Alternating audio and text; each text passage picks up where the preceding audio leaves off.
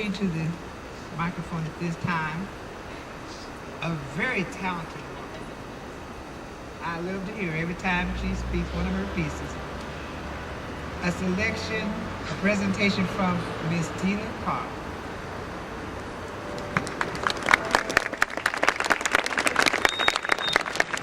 Hello, everybody. I'm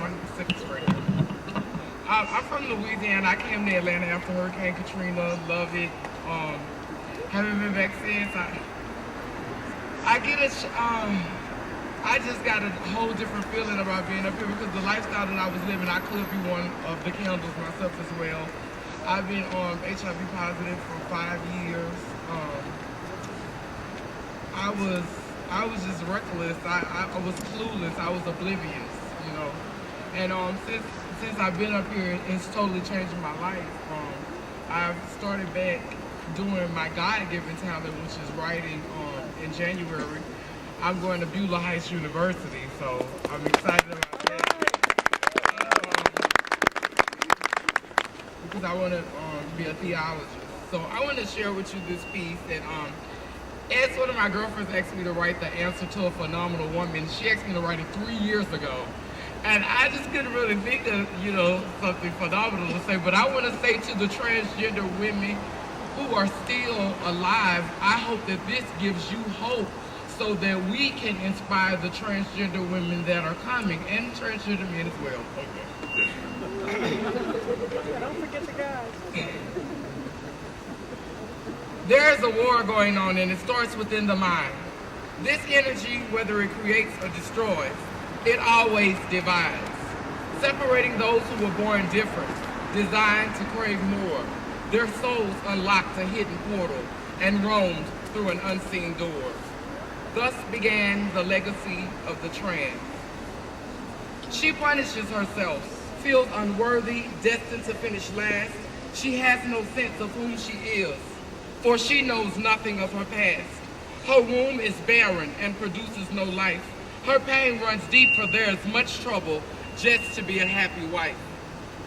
The pain ingrained in her may take a lifetime to erase, for the job was done ingenuously. The attack began with her faith. Meant to be the strongest part, feared by man and locked away in the dark, she was once an advisor of kings, an interpreter of dreams. To seal the deal and further separate them from their truth, ancient libraries were burned, destroying much of this proof. Though much of our past has been displaced, we must know who we are in the realm of grace.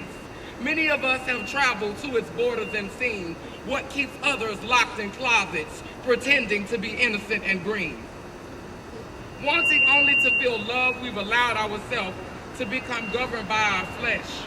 Man has used this too against us, labeling us objects for sex.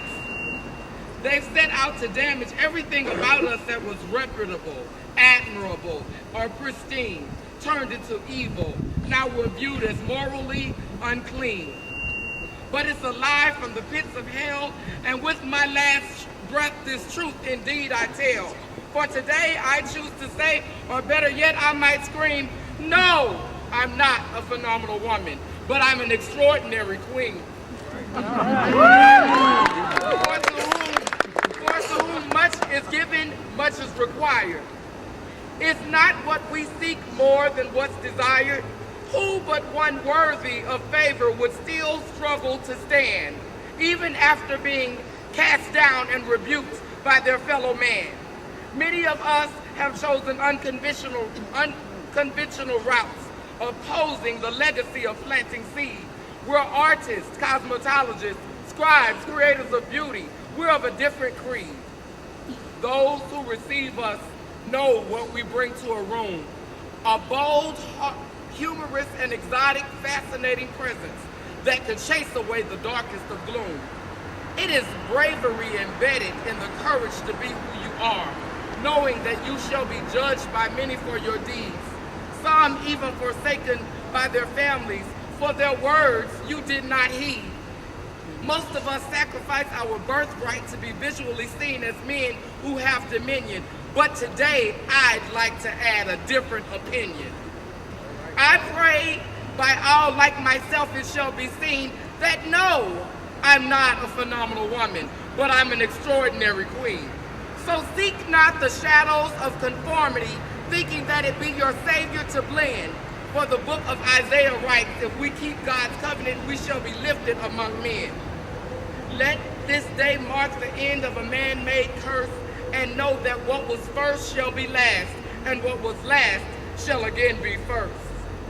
This work has been a long time coming, but has always been a hope that will lift many, though it will not be in vain if it helps but one to cope until there's hope, to help you past your past, eventually surpassing the ridicule and pain, the emptiness and shame, the self-loathing and the blame, to endure another seemingly endless day where you wondered if you truly fit in or if anything was gained.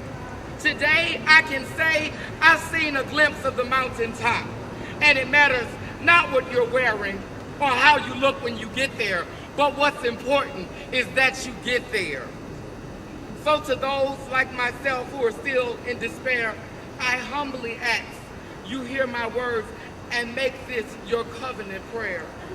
My sisters and brothers, fear not this gift to dream, a different dream, from which by others may never be seen, but stand proudly in who you are, certainly not a phenomenal woman, but an extraordinary queen.